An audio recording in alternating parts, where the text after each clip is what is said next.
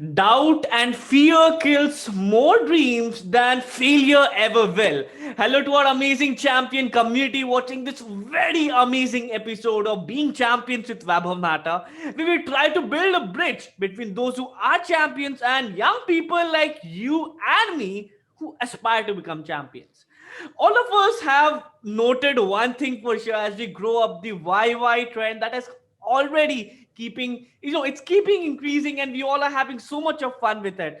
And we have a man himself today, Mr. Nirvan Chaudhary, who has been inspiring so many of us through the CG, through the YY initiative, but more importantly as a human being, as a wonderful icon for youth who's coming up with all humility to inspire young people to do amazing things. Thank you so much, Nirvan sir, for joining us today.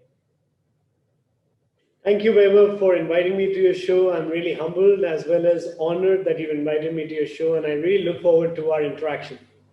Indeed. So, many people know about you being the managing director at CG. Many people also know that you're doing amazing things. And many people say that it's all inherited and you got it. And people talk about that. But many of them don't know about the story of struggle that you choose to create, that even when you had the privilege of everything while studying, you went into working into restaurants, you went into doing different things to help yourself grow at the same time. So I have learned a lot from that journey of yours, but coming it from your mouth will be very super inspiring to all of our youths and teens watching this. So would you like to talk a little bit about how you challenge yourself to become a champion?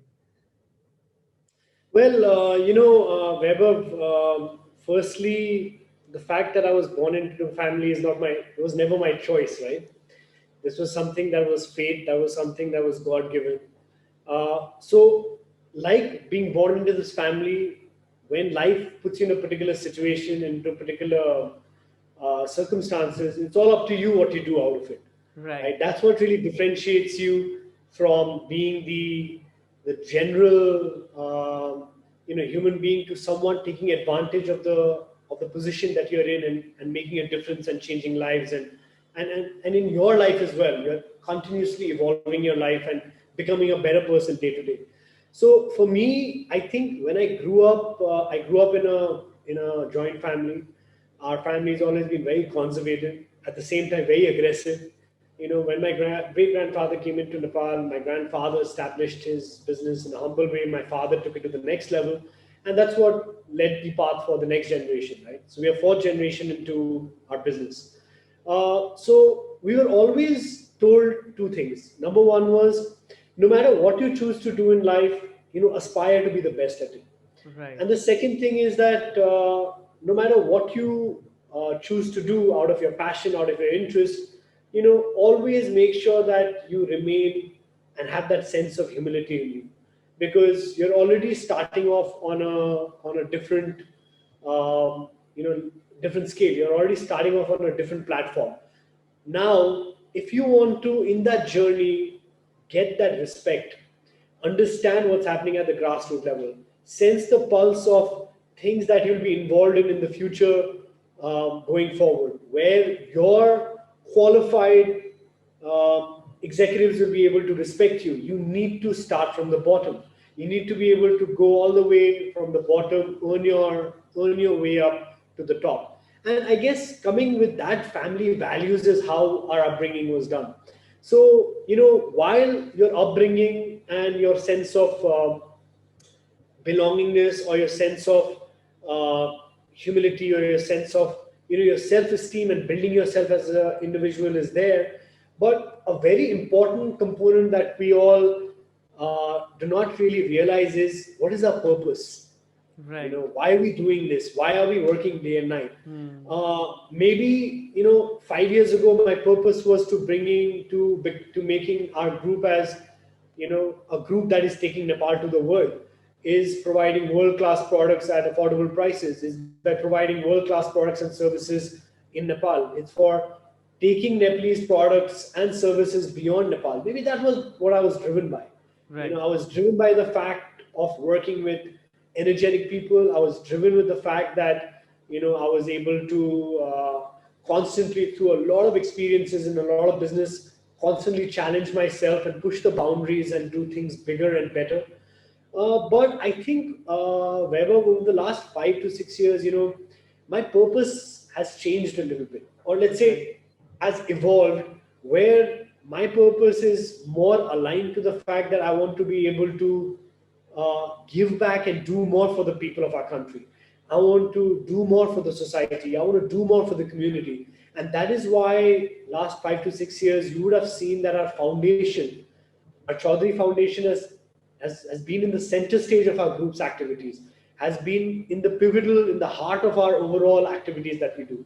No matter what new business initiatives or the current ones that we tend to do, our foundation, our CSR, our giving back plays a very important role, and that's been a very prime shift, a paradigm shift in my purpose. So, defining your purpose is very important in what you choose to become.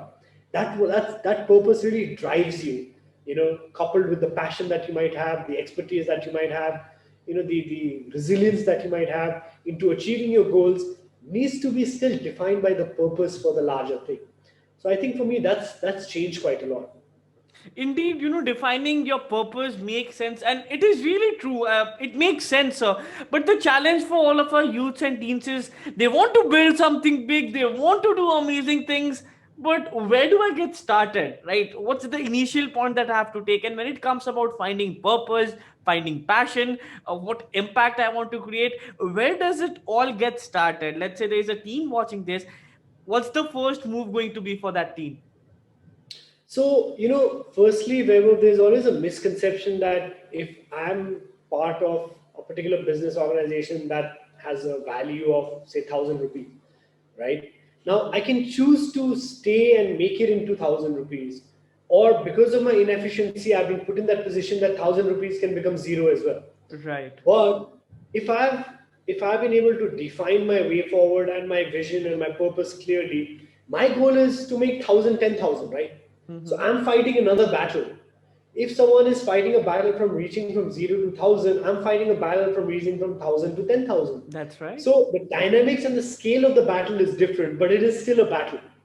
So Hmm. my suggestion and my experience says that, we guys hear about a lot of success stories, especially in today's day of startups like Google, Facebook, etc., etc., and we are obviously profoundly moved by that, and we've got that utter sense of energy that even I can be the next Facebook and all of that. But it's probably less than 1% of the startups and businesses that we hear about that has been successful.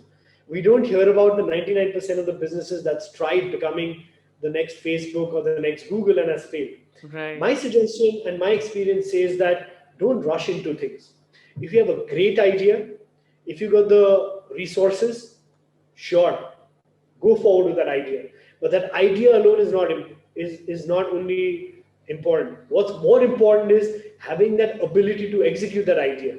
Right. What's more important than that is bringing together a team who will help you to be able to execute that idea. Okay, my suggestion is when you're starting up slow, when you're growing up and you're starting small, you have the advantage of getting that experience from various companies and corporates Right. at it's at the same time getting paid for it. Get some work experience, build a particular track record, build a particular profile, learn from the company's investments or the resources which are not yours, which will give you the various learnings and dynamics of how an organization or how a company runs and functions. After you've been able to do that, you have a particular idea, always surround yourself with like minded people who believe in your idea. Indeed.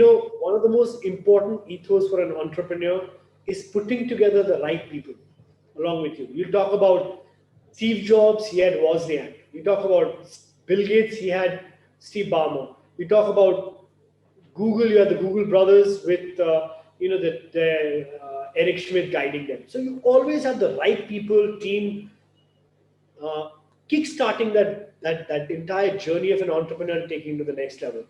I think no matter how good a goal you have, how big a goal you have, how much resources you have, unless you have the right team to take you there, that's I think is a very critical ingredient to have. So starting up, get work experience. Let when people, when you go to angel investors or to banks or to any funding agencies with your plan, let them see your track record of what you've done. Right. Hear about what experiences or what milestones you've covered. Then your credibility of that proposal becomes much much more stronger. Let Hmm. them hear about the people in your team, because let me tell you, as an investor into many companies, I look at a particular idea and the potential for it, but and there's sustainability of the particular idea, but 50% of my weightage is the organization that's built around it, the people who have come together to make it. What is the profile of the people? What is the background of the people? What is the drive of the people? Do the people understand where they want to take it? Where do they want to take it? These are the Right. fundamentals that investors look at. Right. So, don't rush into things. Take it step by step, learn, get experience, surround yourself with right like-minded people, and that is going to take you much, much far. Amazing. Lot of insights back to back for all of the people. What I really loved out of this, and I'm sure you might be making notes of this, but was the fact that you need to bring along a team along with your vision. And everybody has their own battle to fight. Everybody have their own Everest to conquer. And indeed, that makes sense. Now, one of the privileges that most of the people don't have that you had was a very wonderful support system in terms of Mr. Vinod Chaudhary, in terms of the system you are in, and a lot of stuff. What we need to understand is, at the end of the day, every man is a self-made man who gets guidance and who builds further. Of course, you're in a mission to create that impact. It started with values. So what are the key values that were inculcated within you when you were young, that are helping you now and are building you as a person and helping CG grow as a whole sum? So, Vaibhav, you've already asked me two questions in this, right? So, the first Right. one you've asked me was regarding mentorship. Right. Now, if you go back 20 years ago or 10 years ago, you know, getting access to a mentor, getting access to someone, a successful personality, and learning from them would be very challenging, right? But in today's day and age, where you have access to YouTube, where you have access to various technology platforms, where you're able to, learn from people's lives, where you have access to ebooks or podcasts, where you're continuously learning from people's lives. I mean, the plethora of information out there is so much that you don't really need to have a mentor. I think Right. the day you have one mentor, your decisions are going to be very one-sided and biased. Today you have that flexibility, that agility, that adaptability to listen to 10 different kind of entrepreneurs, listen to 10 different kind of this entrepreneurial journey, and pick up what's right for you in your journey. So Right. that's your answer. That's my views on your point on mentorship, right? Now, talking about values, like I mentioned to you, we grew up in a very conservative family, right? So we look up to our grandfather quite a lot, who we consider as a very, very humble human being. So we've always grown up with the fact that humility is the first core value that you need to have. You know, where you need Right. to be able to, the bigger you Right. become, you need to stay that much more grounded. Right. You need to have that ability to listen to people, to listen to other people. You Right. need to be able to have that ability to constantly learn and educate yourself. The day you tell yourself that I know everything, you're finished. Indeed. Okay, so all that is humility. Humility. Why you can still be aggressive at the same time be humility. The second value we've always been inculcated is being compassionate. Having a mindfulness in terms of your sense of the chakras and the karma that you have, the energy that you have, the sense of purpose of giving back to the society is compassion. Hmm. To have that sense of compassion, and that you're not causing harm to people, you're not causing harm to any particular society or the population at large. You're doing good, you're making a difference in people's life. Third value that we've been inculcated is a strong sense of entrepreneurship. We see an opportunity everywhere. Right. I'll give you an example of the guy who owned Bata shoes. He Hmm. sent two of his sales guys to a village and told them, please go and check how much shoes can we sell. And one guy came back and said, sir, no one wears shoes over here. I don't think we can sell any shoes. The other guy said, sir, no one wears shoes over here. Just imagine how many shoes we can sell. That sense of perspective, of entrepreneurship, of seeing opportunity, when there's chaos, when seeing how you can close the gap between demand and supply, where you can see products and services that's worked at a global level that might be relevant to your local context. Having the right sense of entrepreneurship is another value we've grown up in. You know, like that, having the value of working together with the team, respecting individuals, excuse me, also fulfilling that responsibility that you've taken Right. through resilience, through persistence, through hard work, and through honesty is how we've grown up. Today people talk about CG becoming like Ambani's or the Reliance. I really respect Reliance and Ambani's, but CG's goal is like to become like Tata's. Hmm. Core values are different. Our core values matches with the Tatas. We always look up to the Tatas and want to aspire to be like them. Amazing learnings right there. One thing that really special about all of the things that you talk, perseverance, core values of compassion, all of that. One thing that could be really amazing for the audience is if you could point out any specific story or instance about this story. That could be. You do a lot of that in your series in YouTube called Making It Big, but we'd love to hear some of that today as well. Well, I mean, I can share with you maybe one of the story of entrepreneurship, and that resonates with what you talked about of people who are wanting to starting up Right. small and wanting to become big. Mm-hmm. I always talk about this entrepreneur in Manhattan, in America, who used to work in this tailor shop, and the tailor shop used to be owned by this Chinese couple, and the Chinese couple didn't have children, and they were getting old. They wanted to sell this prime piece of land where the shop was. So the salesperson who used to be working there told them that, why don't you sell it to me? And they were like, you work for us, how can you buy it? He said, please sell it to me, I will get the resources. So he went to the Hyatt family and told them, I have a prime piece of location in Manhattan. I will get the funding. Are you interested in setting up the hotel? He went to the bank and he said, our prime piece of location in Manhattan, the Hyatt family wants to come and set up a hotel. Are you ready to fund it? Right. So bank was ready, hotel was ready, land was ready, and he became the chairman of this company. Hmm.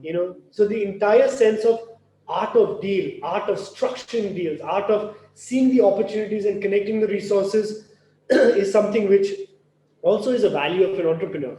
And you grow up with that. I mean, especially coming from a business family, we grew up to listening to stories about what's happening in the business world in our dinner tables. 99% of our dinner tables while growing up didn't talk about where do we go for picnic or what do you want to do on holiday. It Right. talked about growth of a particular company, talked about partnerships, it talks about how we're going to take the company to a different height. So we grew up with that, and that can same thing be applied to people today, again, by surrounding yourself with like-minded people, by Hmm. getting inspired by people who've been successful, reading about them, seeing their videos. You learn so much in today's day and age if you're able to leverage on the technology and the content that is available in today's day and age. Indeed, a lot of that, Indeed, if we can open up the opportunities, that's how all the things happen. And if we don't find the gates of opportunity, knocking the door of opportunity, we can find new doors and create new doors if we don't find it. And that's what CG has been about, creating things that are unexpected and breaking through the challenges that exist to impact lives and to run businesses in a wholesome. As we come to the later part of today's interview, the last part of today's interview, before we go into the final section, one important question for everybody who's aspiring to make it big, there's an option, as we are young, to have some wonderful time creating memories with family, having some fun with friends, and at the same time concentrating and creating big things by building small right now when they're young. You did it when you were studying by working in a restaurant. You did it by working in commercial banks when you were young in the college itself. How do you make those choices of having fun over learning, or doing the right thing over the wrong thing, or is there a right thing and the wrong thing? So, Vaibhav, they say that life is like a grinding stone. Mm-hmm. Okay, it either polishes you up or wears you down, depending on what you are made up of. Wow. Right now, always look at your life. I always give this example of this analogy of this marble in a jar. Look at your life as a jar. When you are filling that jar with the various marbles, the size of the marbles can be different depending on your priority, depending on your importance that you're giving. So, for example, the jar which is a life, for me, my marble is my own health. So that goes right at the bottom. Unless my health is good, unless I'm taking care of myself, everything that I'm doing is futile. Then comes my business aspirations. Then comes my family. I mean, maybe not in that order. Then comes, my responsibilities in the society and the work that I'm doing. Then comes me taking a holiday every year. Then comes my new hobby. Then comes, so every individual needs to firstly ascertain and decide what their marbles that they need to place right at the bottom. The marbles right at the bottom, going all the way at top, are unmovable and not negotiable. Right? Once you figure out your priorities and where they lie, then everything else, you pour a sand in that jar, the sand will go and settle on its own thing. That's inconsequential, irrelevant. But the marbles in the jar are intact. So the day you find out that my work, my family time, my time with my children, time for myself, my new hobby, you need to define these very clearly and put it in your jar. Once you're able to do that, you have a good work life balance. You know exactly what your priorities are, you know exactly the weightage you put to all those priorities. And again, one of my closest friend is a monk, in Thailand, and he tells me that there was a gentleman who was working so hard in building this beautiful house. Nothing wrong with that, and it took him 5 years to earn and build that house.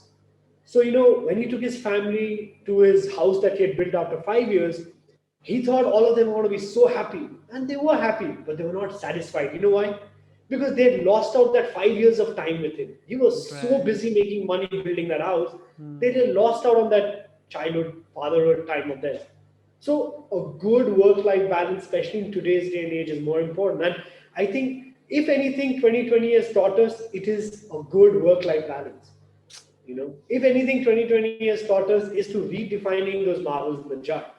So once you're able to define that, I think your 90% of your battle is already won.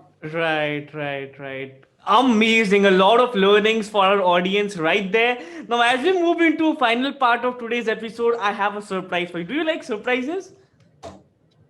I like surprises. Shocks are a little difficult to digest, but surprises are always good. On a scale of 1 to 10, how much? Well, that's what life is, right? Every Uh-huh. day, every moment you're living is a surprise, which is beyond your control. And That's you're taking on interesting. each moment and each life with how well you are prepared and how well you can take these surprises. Sometimes surprises can be negative, sometimes positive. Positive, you got to embrace it. Negative surprises, which comes in shocks, you need to be prepared for, overcome it, become stronger, and move on. So, what are you expecting? What kind of surprise is coming out next moment right now? Well, the fact that I'm having this discussion with you, and you've given me this chance to invited me and given me this chance to share my experience itself is it's a matter of honor and privilege for me. So anything above that is cherry, like they say, icing on the cake, cherry on the cake. So please. Thank you so much. So you see, the humility in the unspoken parts is what I find key thing to learn from, Nirvana sir all the time. Every time I've seen him, every time I've seeked advice or guidance, you see that humility. Thank you for that, sir. Well, the surprise is simple. We're going to do a different kind of rapid fire round over here.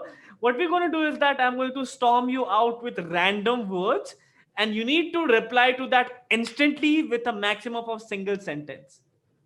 Sounds cool? Let's go for it. Okay, now our audience knows this. We did this with the world champion of public speaking and a lot of golden button YouTubers, a lot of part, right? But when it comes to this part, the champions as well get up and down. But we're gonna show it's going to be exciting to see how it works out with Nirvan sir. So here we go on the count of 3 to 1. The first one is Chaudhary Group. A company that is taking Nepal to the world and touching life every day. Binod Chaudhary. mentor, idol, friend, statesman, potential statesman, visionary leader. Success. You should not take it for granted. Success, you should continuously keep improving the benchmarking for it. Dreams.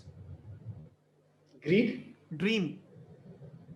dream. That's right. Uh, Dream so much that it doesn't let you sleep at night. Chocolates. Wow. Right now, dark chocolates, regular chocolates are for my daughter only. Daughter. My life, my someone who's taught me that there is no limit to how much you can love someone. Indeed. Nirvan Chaudhary is the word itself. A father, a son, a colleague, a member of the Chaudhary group family. Vaibhav Nahata.